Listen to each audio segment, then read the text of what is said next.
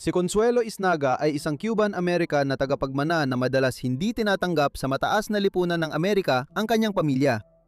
Lumaki siya sa plantasyon sa Louisiana, ngunit nagbago ang buhay niya nang pakasalan niya ang British na maharlika noong 1876 at naging internasyonal na sosyalita at aristokrata.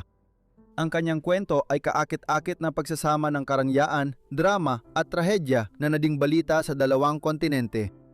Maganda kang madala sa kwento ni Consuelo Isnaga. Si Consuelo Isnaga ay ipinanganak sa hindi tiyak na petsa noong 1853 bilang Francisca Maria de la Consolacion Isnaga sa lungsod ng New York, ngunit mas nakilala siya sa buong buhay niya bilang Consuelo. Siya ang pangalawa sa apat na anak ni Antonio Modesta Isnaga del Valle at ng kanyang asawang si Ella Maria Isnaga na dating apelidong Clement.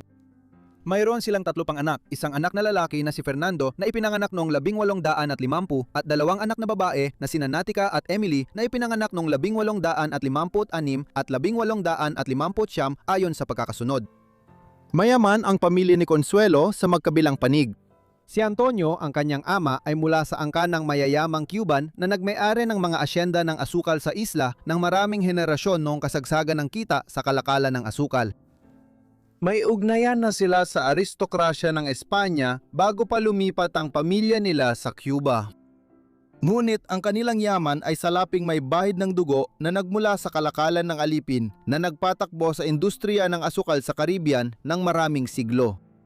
Ang yaman ng pamilya ng ina ni Consuelo ay galing sa mas ethical na pinagkukunan. Ang mga Clement ng Dutchess County, New York ay umunlad bago ipanganak si Consuelo.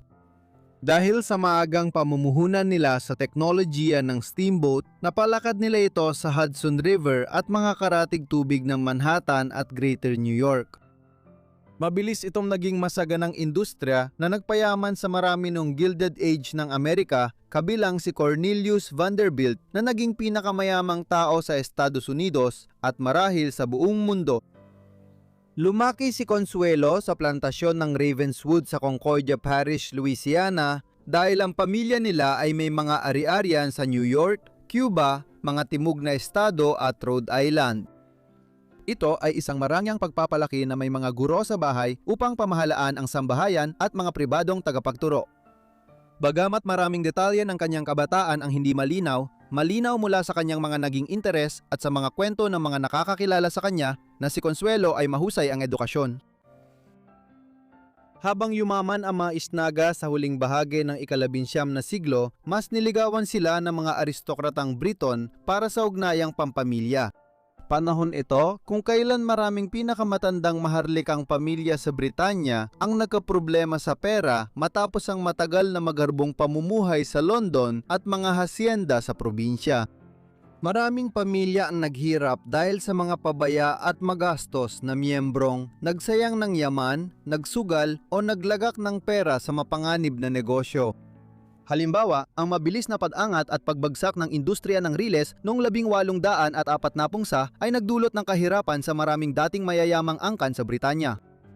Dahil dito, maraming pamilya ang nagpakasal ng kanilang mga anak sa mga anak ng bagong mayamang pamilyang Amerikano. Ito ay isang dalawang panig na kasunduan. Magkakaroon ng ginhawa sa pera ang mga pamilyang Briton habang makakamit ng mga Amerikanong pamilya ang sosyal na status sa aristokrasya ng Britanya. Agad na nasangkot ang mga Naga sa fenomeno na ito. Pero bakit? Akala mo sapat na ang yaman nila at kayamanang pangkasaysayan ni Antonio para makuha nila ang lahat ng prestihiyo. Ngunit hindi ganoon ang nangyari. Ang kinagmulan ng Isnagas bilang mga Cuban at ang katotohanan ng si Clement ay bagong yaman ay naging dahilan kung bakit kadalasan silang hindi tinatanggap sa mataas na lipunan ng Amerika. Tulad ng ibang mayayamang pamilya noon, sabik silang matanggap sa lipunan at si Consuelo ang nakita nilang susi para dito. Kaya kahit hindi pa niya alam noon, malapit nang tumawid si Consuelo sa karagatang Atlantiko upang pakasalan ng isang manliligaw na Briton at magiging bahagi siya ng unang alon ng tinatawag na American Dollar Princesses. Pagsapit ni Consuelo sa huling bahagi ng kanyang kabataan, noong unang bahagi ng dekada 1870 ipinakilala siya sa sosyal na mundo ng New York at agad siyang naging kilala at hinahangaan hindi lang dahil sa kanyang ganda, kundi pati na rin sa kanyang talino.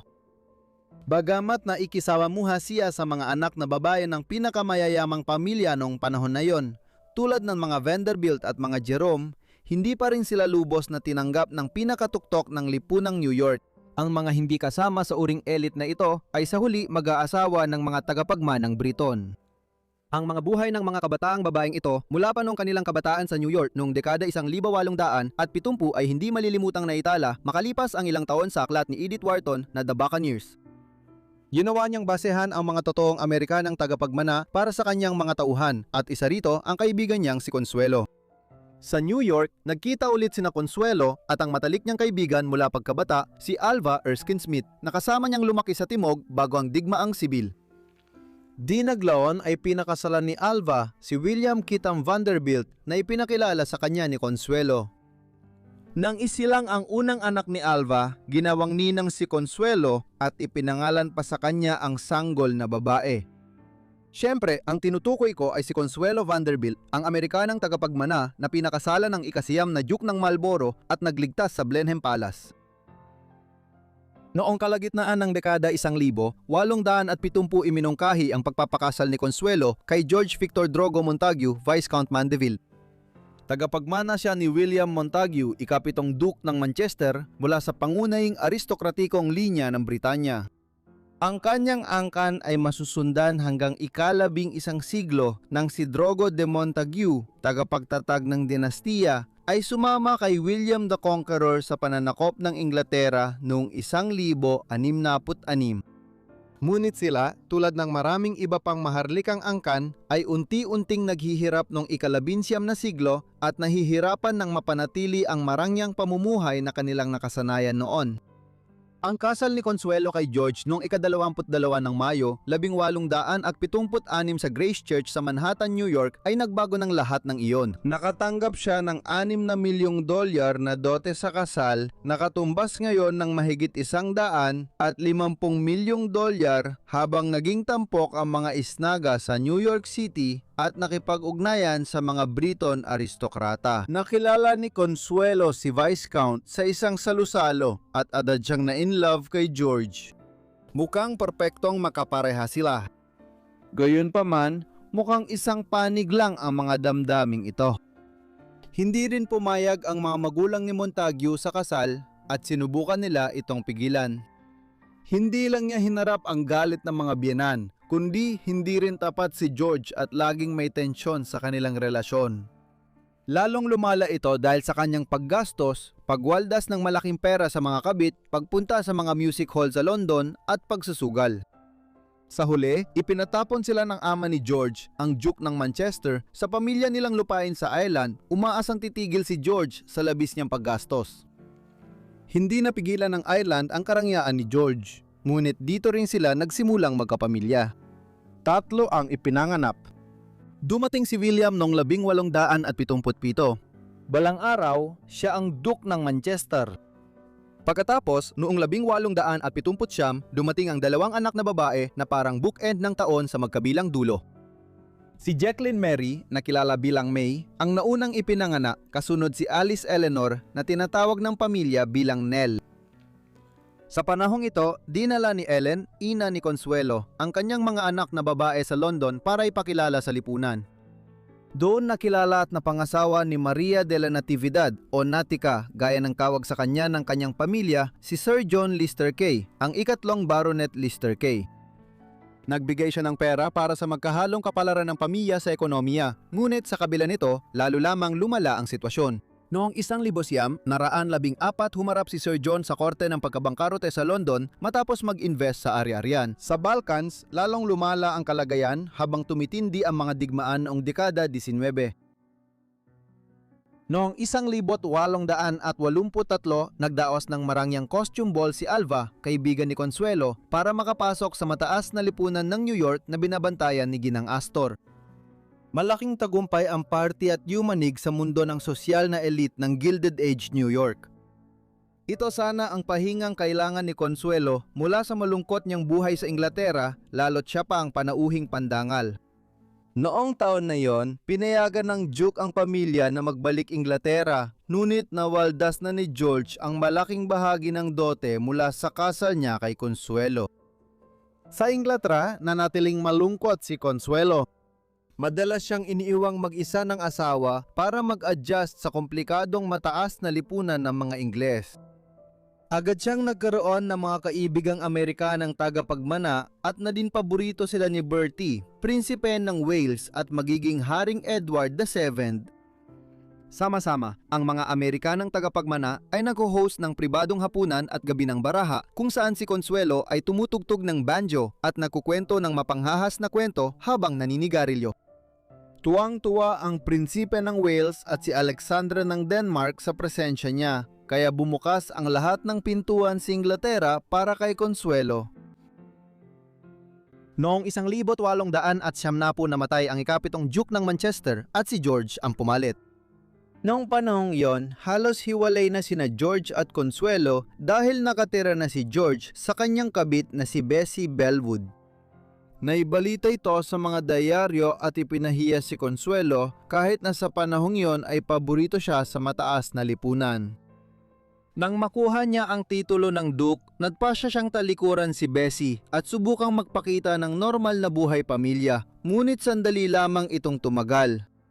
Namatay siya noong Agosto 1800 at 72 taon lang matapos maging Duke dahil sa cirrhosis ng atay na dulot ng kanyang magulong pamumuhay at halos pagiging alkoholiko. Dahil dito, si William, anak ni Consuelo, ang naging ikasiyam na Duke ng Manchester sa edad na 15. Gayunpaman, pera pa rin ang naging problema. Para masolusyonan ito, tinulungan ni Consuelo ang ibang Amerikanang tagapagmana na makahanap ng asawang Briton, gaya ng ginawa niya sa kapatid niyang babae.